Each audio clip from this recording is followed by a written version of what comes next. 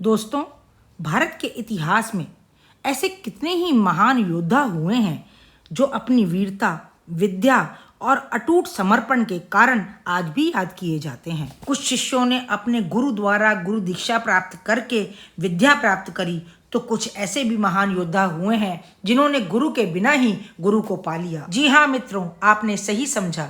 मैं आज एकलव्य के विषय में ही बात करने जा रही हूँ, जिसने गुरु के बिना ही गुरु को प्राप्त करके सारी विद्याओं को सीखा। पर सवाल ये उठता है कि क्या लगन और मेहनत से किसी विद्या को प्राप्त करना अपराध है? क्या गुरु के सामने अपनी योग्यता सिद्ध करना गुनाह है?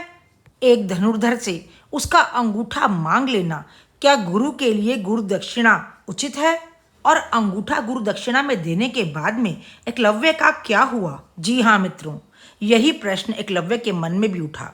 उसने कृष्ण के सामने इस प्रश्न को रखा और जब रहस्य जाना तो चौंक गया। आइए मित्रों, हम भी इस रहस्य को जानते हैं, लेकिन आगे बढ़ने से पहले मित्रों, हमारी आपसे प्रार्थना है कि यदि आपने अभी तक हमारा चैनल सब्सक्राइब नहीं किया है तो जल्दी ही कर दें और इसे अपने परिवार और मित्रों के बीच में भी शेयर करना बिल्कुल ना भूलें।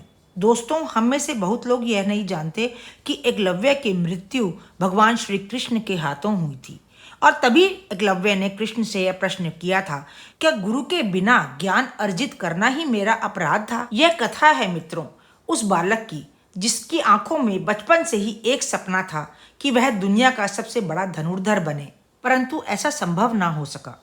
कुछ लोग कहते हैं कि एकलव्य शूद्र था, इसी कारण वह उपेक्षित रहा, लेकिन यह बिल्कुल गलत है। दोस्तों, किसी विद्या को प्राप्त करने के लिए केवल युद्ध कौशल होना ही पर्याप्त नहीं है, व्यक्ति का धर्मपरायण होना भी अति आवश्यक है। यही कारण है कि गुरु द्रोण ने ब्रह्मास्त्र का पूर्ण ज्ञान केवल अर्जुन को ही दिया था। यहाँ तक अपने पुत्र अश्वत्थामा को भी उन्होंने पूर्ण ज्ञान नहीं दिया था। एकलव्य निसंदेह वीर योग्य तो था, लेकिन वो अधर्म का सहयोगी था।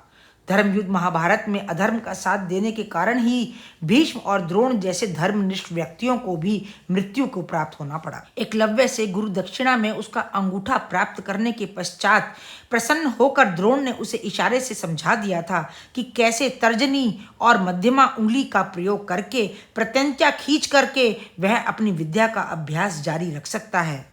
तब एकलव्य ने उसी विद्या का अभ्यास किया और बिना अंगूठे के बाण चलाने में महारत हासिल करी।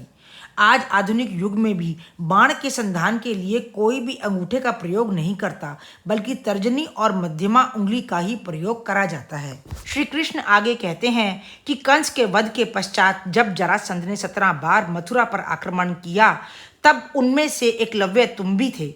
तुमने अधर्म का साथ दिया था और 18वीं बार आक्रमण करने पर मुझे अपने मथुरा वासियों को बचाने के लिए अपने बंधु बांधवों सहित मथुरा को छोड़कर द्वारका जाना पड़ा था।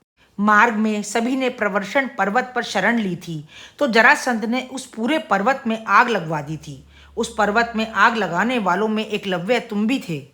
तुम्हें केवल 2 उंगलियों से इतनी निपुणता से बाण चलाते देखकर मैं आश्चर्यचकित हो गया था। मैं समझ गया था कि तुम धर्म की स्थापना में रोड़ा बन सकते हो, इसलिए ही तुम्हारा वध करने का मैंने निश्चय किया था। सुनो एकलव्य, यह संसार एक कुरुक्षेत्र है।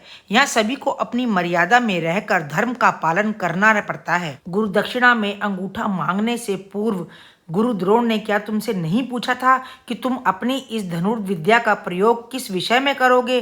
तब तुमने क्या जवाब दिया था? बोलो एकलव्य। यह जानते हुए भी कि जरासंध एक नर पिशाच है, तुमने कहा था कि वह जरासंध की सेना का नेतृत्व करेगा। तुम्हारे इस जवाब के बाद द्रोण समझ गए थे कि भविष्य में समाज के लिए तुम एक संकट बन सकते हो। इसी कारण उन्होंने तुम्हारे से तुम्हारा अंगूठा मांग लिया। निसंदेह तुम एक मेधावी छात्र हो, किंतु जिस प्रकार से तुमने धनुर्विद्या सीखी वो गलत थी।